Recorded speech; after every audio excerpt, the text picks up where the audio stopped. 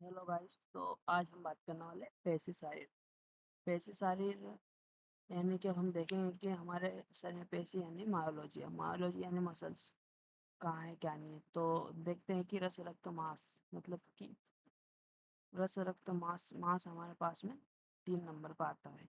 ठीक है, तो यहाँ सबसे पहले दी है उत्पत्ति। ये देखते हैं कि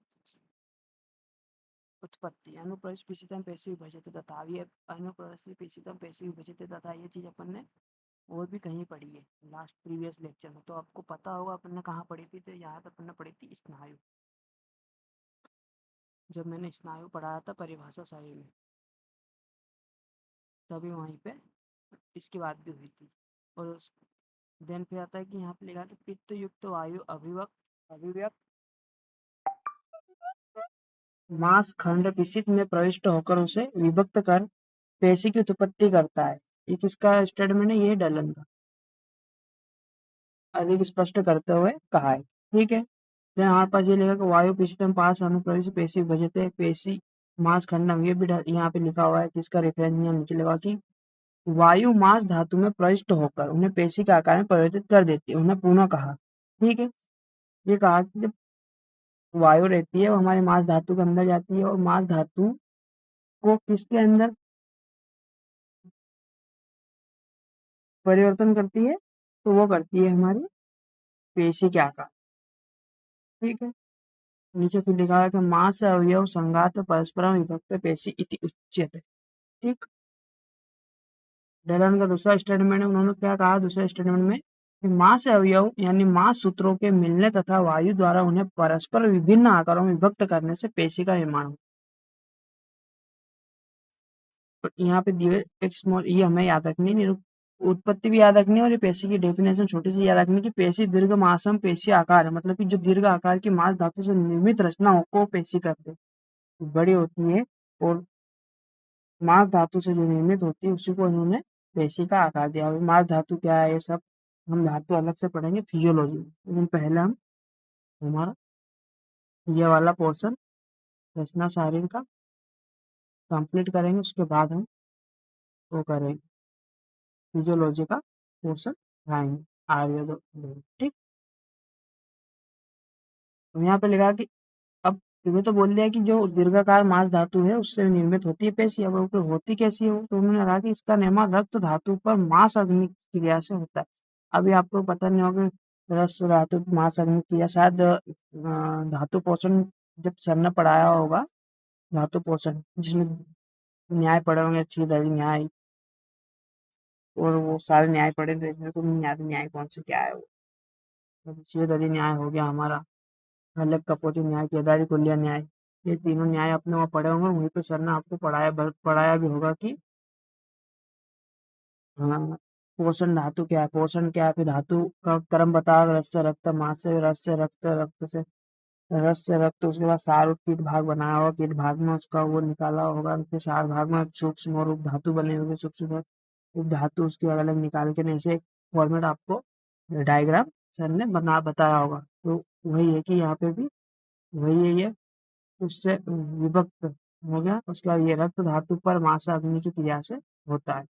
अगर वो नहीं पढ़ाया है सर ने, जैसे बताया होगा, मेरे को कंफर्म है क्योंकि बताते हो, अगर नहीं बताया तो उसको हम देखेंगे अलग से उसके लिए। ठीक, फिर आता है उसका महत्व। पेशियों का महत्व क्या है? तो सबसे पहले एक महत्व है कि मांस शरीर पुष्टि में सच। देखो, पेशी का क्वेश्चन आता है ऐसे क्यों एमसीक्यू में भी, जस्ट हमारे एग्जाम में हमसे पूछा गया था पेशी का। तो पेशी क्या है क्या नहीं है सारी चीजें, तो पेशी की उत्पत्ति हमने देख ली है।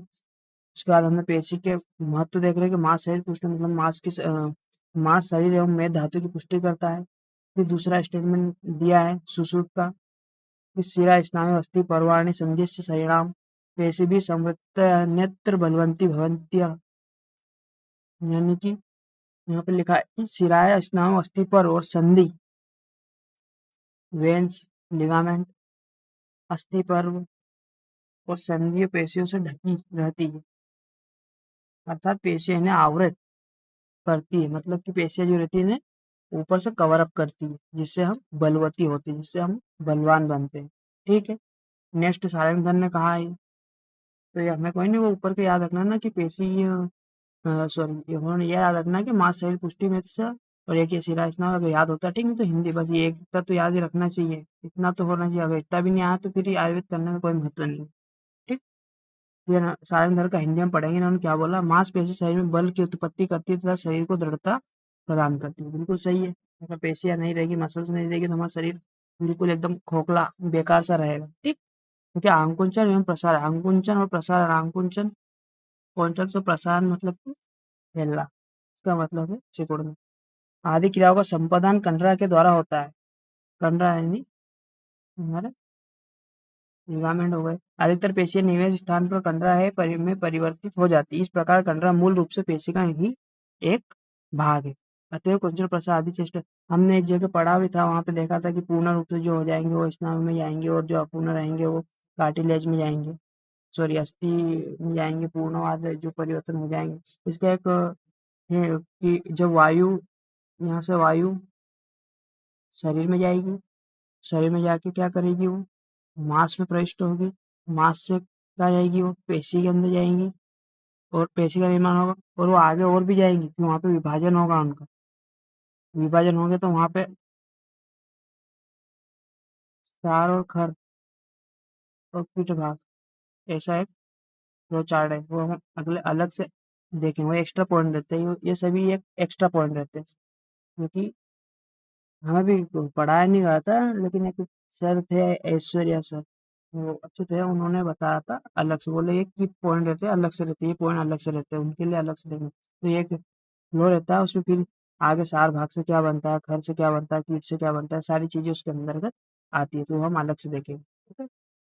अब आती है मेन कि पेशी के टाइप कितने होते हैं, तो हमें ये श्लोक इम्पोर्टेंट है, ये लर्न करना है। ठीक।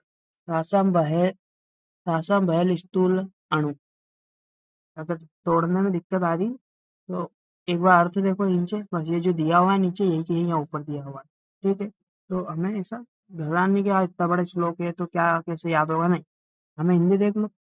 बहल, यहाँ लिखा पेलव, स्थूल, अणु, पृथु, वृत्त, ह्रस्व, दीर्घ, स्थिर, मृदु, लक्षण, कर्कश, भाव, संदेह, स्थिर, अस्थि, शिरा, स्नायु, प्रच्छादक, यथा प्रदेशम स्वभावत एवं भवति, यानी कि अनुसार, किसके अनुसार, सुश्रुत के अनुसार। ये पॉइंट है हमारे पास, ये सब एमसीक्यू आएंगे। 12 प्रकार के होते हैं, तो 12 प्रकार की कौन कौन से, सबसे पहला भल यानी कि जो लार्ज है हमारे पास, पेलो जो स्मॉल है, पिस्तूल आगे थिक, अणु यानी थिन, पृथ्वी यानी ब्रॉड या फ्लैट, व्रत हो गए राउंडेड, हस हो गए शॉर्ट, दीर्घ हो गए लॉन्ग, स्थिर हो गए फर्म, मृदु हो गए सॉफ्ट, और सिलेक्शन हो गए इसमें। अब आपका एक एच डब्ल्यू है, तो आप लोग ये पता करेंगे कि हमारे बॉडी में कौन सी लार्ज पेज है, कौन सी स्मॉल है, कौन सी थीन, ठीक ठीक, ये सारे एक से दो एग्जाम्पल आप आपके नोट्स में शामिल करेंगे। ठीक है। और नोट्स में ऑलरेडी मेरे टेलीग्राम चैनल पे डाल चुका हूं, तो आप वहां जाके डाउनलोड कर लीजिए। ठीक। फिर आते हैं हम पेशी की संख्या, तो पंच पेशी, पेशी सतानी भवंती, यानी कि किसने, सुश्रुत ने 500 मानी है। फिर आते हैं स्त्रीणाम तु विंशति, ठीक है, काश्यप ने, सॉरी, सुश्रुत ने स्त्रियों में 20 पेशी अधिक मानी है, और वो 20 कौन कौन सी है वो हम अभी देखेंगे। ठीक है। काश्यप भाई उन्होंने 44 पेशी सतानी 400 मानी है, और सड़ंग शरीर में अब हम देखते हैं हमारे एक चीज, हर चीज को हमने देखा है कि वाघभट ने भी 400 मानी।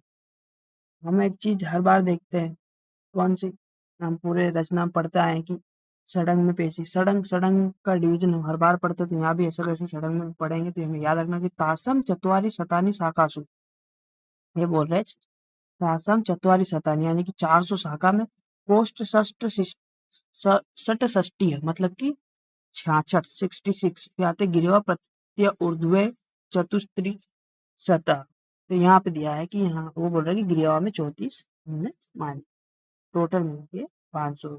ठीक है। फिर ओनली शाखा में हमने कितनी मानी, तो हमें सिर्फ याद रखनी है। अब आप जो आएंगे सारे एमसीक्यू, आप मेन चीज मैंने आपको बता दी समझे, आप सब जो आ रही है तो रटने वाला एमसीक्यू है। तो पैर की उंगलियों में 3 3 होती है, तो 5 उंगली होती है हमारी, 15 वो हो गई। पाँव के अग्रभाग प्रपाद में 10, ये 10 हो गई। पाँव के ऊपर कूच कूर्च समझते हैं ना, मतलब जो कॉर्नर कॉर्नर रहता है कूर्च 10 होती है। गुल्फ एवं पाँच दल मतलब 16, और गुल्फ यानी एंकल हमारा 10। गुल्फ एवं जानू के आगे एंकल और जानू में हमारी 20, जानू में 5, उरु में 20, वक्षण में 10, और ये आगे ये होगा। अब देख लो आप, यहाँ तो जानू भी बोल देते हैं। जानू भी क्या है? जानू मतलब कि नी। ठीक है? हम्म, रहता है कंफ्यूज, बोले जानू किसको, ये नहीं पता है। तो आजकल तो वैसे चल रहा है ट्रेंड। देन आता है कि इस प्रकार एक पेड़ शक्ति में 100 यानी कि 400, और ये 400। ठीक है? अब हम आते हैं टर्न पे। पोस्ट शरीर में हमारे कितने हैं? पोस्ट शरीर में 66। उनका डिवीजन देखेंगे यहाँ पे। उन्होंने बोला कि बुध में तो 3 हो गई, शिश्न में 1, सेवनी 1, सेवनी यानी सूचर, वृषण में 2, या आगे स्पिक में 5 यानी बटक से हमारी जो रहेगी 5 इंटू 10 2, वस्ती सिर में 2, उदर में 5, नाभि में 1, वो 2 पृष्ठों में यहाँ पे 2। फिर आते हैं हम पार्श्व। ये सारी चीजें हमें याद रखनी है, सब एमसीक्यू के पॉइंट ऑफ से। ठीक है? फिर आगे 66। किस्मत खराब रहे तो यहाँ से एमसीक्यू बनेंगे, और अच्छी रहे तो वो ऐसे ही पूछ लेगी कि पैसे की संख्या कितनी बताइए, आचार्य वाग्भट ने कितनी बताई है, काश्यप ने कितनी बताई है, और सुश्रुत ने कितनी बताई। तो हमें याद रखना 500 400। ठीक है? तो दो जत्रुगत में यहाँ पे दिया हुआ हमारे पास, दिया हुआ में 4 8 2 2 1 2 2 2 2, ये सारी चीजें हमें याद रखनी है। हाँ, लेकिन एक बात बता देता, अगर तुम लोग इसको पढ़ोगे और समझोगे, रटना नहीं है। यहाँ पे बहुत बड़े ट्रिक है इस सब चीजों को याद करने की। लेकिन ये अब हर चीज अगर मैं ठीक से बता दूं, तुम लोग आपके दिमाग का यूज करना बंद कर दो। मैं चाहता हूँ थोड़ा दिमाग का यूज किया जाए, और थोड़ा सोचा जाए इनके बारे में कि आखिर ग्रीवा है तो ग्रीवा को क्या बोला ऐसा कि यहाँ पे 4 है, धनु है, तो यहाँ क्या बोले, 8 क्यों है, तालु में 2 क्यों है, और उसके बाद हमें पता होना चाहिए। आप ये जब क्यों के पीछे भागोगे तो आपको ट्रिक अपने आप मिल जाएगी। इसलिए हमें हमेशा क्यों के पीछे भागना है। मैं सिंपल बताता, मैं भी पहले क्यों, मेरे को शर्म समझ में नहीं आता था कि क्यों, डाउट मेरे को आज तक आते नहीं, मतलब मैं पढ़ता ही नहीं। सिंपल बात, ये बात तो सर बोलते थे, बोले जिसको डाउट नहीं आता या तो वो बहुत पढ़ रहा, या फिर वो पढ़ नहीं रहा। लेकिन अपन तो पढ़ते ही नहीं थे, अपन को डाउट आते ही नहीं थे। यही समझ में नहीं आता कि डाउट आता कैसे आके, यही हाँ, मेरे को आज तक ये समझ में नहीं आया कि डाउट आता कैसे, मेरे को नहीं पता। फिर मैंने सोचा, फिर सेकंड प्रोब में हमारे एक सर, उन्होंने बोला बेटा क्यों के पीछे भगोगे डाउट आएगी। अब हम सोच लो, हमारे तो माइंड इतना डेवलप नहीं है कि हम क्यों के पीछे भागे, हमें तो यही नहीं पता करना क्या है। फिर हमने देखा, फिर हाँ, फिर मेरे को लगा क्यों के पीछे भगना चाहिए, फिर क्यों के पीछे भगे। तो क्यों के पीछे भगे तो सही में डाउट आने लगी, ये ऐसा क्यों। अब उन्होंने बोल दिया कि आपको स्नान छेदन कराना चाहिए पंचकर्म से पहले। क्यों कराना चाहिए, ये तो पता ही नहीं हमें क्यों कराना चाहिए। वह सर ऋतु में मधु क्यों खाना चाहिए। अब जब क्यों के पीछे भागे, जब जाके डाउट, और जब डाउट आया जब जाके पढ़ना स्टार्ट किया। हाँ, जब जब पढ़ना स्टार्ट किया तो फिर हमने जाके कि हाँ कुछ तो चीज है। फिर आगे आगे आगे, मैं जब फर्स्ट टाइम आया था तो मेरे को तो लग रहा था कि क्या आयुर्वेद में आ गए, इधर बोले पंडित बनना है, क्या चल रहा है जिंदगी में, समझ में नहीं आया। ऐसा मतलब ऐसा लगता था कि कहाँ है। और अड़ोसी पड़ोसी अलग बोले, बोले डॉक्टर बनना है। अब डॉक्टर क्या बन रहे, इधर तो बोले पंडित बन रहे हैं। यही नहीं पता चल क्या रहा है जिंदगी में। फिर धीरे धीरे चीजों को समझ में आई। फर्स्ट टाइम तक तो हमें यही नहीं पता था चल क्या रहा है हमारी जिंदगी में, हमें यही नहीं पता, आता जाते आते हैं और ऐसे सेफ हो जाके आके सो जाते हैं, इधर टाइम पास किया उधर किया, और यही नहीं पता था कि चल क्या रहा है। तो ऐसा रहता है, पढ़ो क्यों के पीछे भगो, बस तो आ जाए। फिर ये आ रहे थे कि ये आपको देखना है एमसीक्यू पे आता है, स्त्रियों की अधिक पेशियां। अब स्त्रियों में कौन सी अधिक पेशियां वो हम देखेंगे। ठीक है? तो जो है पुरुष की अपेक्षा 20 पेशियां अधिक है। अब वो 20 पेशियां कौन कौन सी, तो हम वो 20 पेशियां देखेंगे। 10 स्थान स्तन्य, स्तन्योर एक एक एक अस्मिन पंच पंचे इति यौवनम तासम परिवर्त, यानी कि 10 पेशियां होती है स्तनों में, 10 पेशियां, जिनमें प्रत्येक स्तर में 5 वन साइड 5 वन साइड 5, स्तन यानी ब्रेस्ट। ओके। देन होती है 5 5 तो 10 तो ये हो गई। फिर आती है जिनकी यौन आरंभ में वृद्धि होती है, यानी कि जब वो जब उनको फर्स्ट मेंस्ट्रुअल पीरियड आता है, यानी करीबन 13 या 14 अप्रोक्सीमेटली हम यही मान के चलते हैं, तो बस उसी एज में ये यौन आरंभ बोल रहे हैं ना कि उनके यौन आरंभ वृद्धि होती है, तभी पेशियां भी उनकी डेवलप होना स्टार्ट हो, उसके पहले कोई पेशियां डेवलप नहीं होती। ठीक है। फिर आते हैं हम यहाँ, तो हमने देखा कि ऋषभ के अकॉर्डिंग यहाँ पर कितनी पेशियां है, जैसे स्तनों में हमने देख ली 5 × 2 यानी 10, अपत्य में 4 यानी 4 अपत्य, मतलब कि जो हमारा एम्ब्रियो का मार्ग रहता है, एम्ब्रियो का मार्ग, उसे अपत्य बोला आचार्य ने। अपत्य पत्ते यानी एम्ब्रियो के मार्ग में, जो एम्ब्रियो का एक वो मार्ग है ना हमारा, यूटेरस में पूरा मार्ग वेजाइना थ्रू बाहर होना, पूरा यूटेरस से होकर बाहर निकलना, उस मार्ग को उन्होंने बोला, और वहां पे उन्होंने बोला कि 2 अंदर की साइड में और 2 बाहर की साइड में। ठीक। फिर आता है गर्भ छिद्र, यानी यूटेरस के कोने पर, यूटेरस के मुंह पर, अपना यूटेरस जहाँ पे खत्म होता है उसके जो पहला रहता है वहां पे यूटेरस के। ठीक है। फिर आता है हमारे पास में शुक्र और आर्तों में उन्होंने 3 3 बता दी। ठीक है। तो इसी के साथ हमारा पेशी जो सहायता हो गया खत्म।